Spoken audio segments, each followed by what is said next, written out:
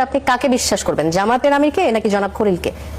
না, প্রথমত জামাতের আমিরকে বিশ্বাস করা উচিত। তার দাড়ি আছে, টুপি আছে, চেহারা শুরুতে খলিল সাহেবের চেয়ে ভালো, ধর্মকর্ম করে, নামাজ কালাম পড়ে। আমাদের দেশে শতকরা 90% মুসলিম। অ্যাটলিস্ট এই রোজার মাসে কোনো অবস্থাতেই উনি পারবেন কিন্তু আমি পারবো না। আমি কোনো অবস্থাতেই জামাতের আমিরকে বাদ দিয়ে খলিলুর রহমান সাহেবকে বিশ্বাস করতে পারবো না। ফলে জামাতের আমির যেটা বলেছেন সত্য বলেছেন এবং এটা কিয়ামত পর্যন্ত এই সত্যই থাকবে। ফলে খলিলুর রহমান সাহেব মিথ্যা কথা বলেছেন। উনি অযথাই জামাতের মতো একটা পুতু পবিত্র দল এবং শফিকুর রহমান সাহেবের মতো একজন অলি আল্লাহ গাউস কুতুব প্রকৃতির মানুষ, যিনি অসংখ্য মানুষের শ্রদ্ধা ভালোবাসার বিমূর্ত প্রতীক।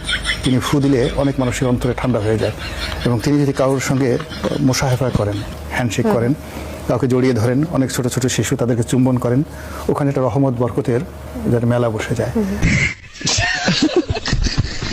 তো কাজী এরকম একজন জিন্দা অলি, উনি পুরো অনেক মানুষের চরিত্র হরণ এর করছেন। মাঝে আমরা আরেকটা জিনিস দেখলাম যে জামাত আসলে চুক্তির পরে কোনো বিরোধিতা করেনি, এমনটাই দেখেছি। এই বিষয়ে কিছু বলতে চান কিনা? জামাত বিরোধিতা করবে কেন? জামাত জানিই না। আপনি চুক্তি হওয়ার পরে, হওয়ার পরেও তো জামাত বলছে যে আমি তো কিছুই জানি না। তারা আগে সম্মতি বিষয়টি অস্বীকার করেছে। অস্বীকার তো করেছে, তার সঙ্গে সঙ্গে আপনি বোঝার চেষ্টা করেন শান্তা, জামাত একটা সত্যবাদী দল, দাউস কুতুব অলি আল্লাহদের দল। তারা যেটা বলে সেটা আপনাকে বিশ্বাস করতে হবে। আর যদি বিশ্বাস না করেন আপনার শরীর আগুন ধরে যাবে। আপনি এখনো পর্যন্ত কারামত বুঝেন নাই যে জামাতের কারামতটা কি।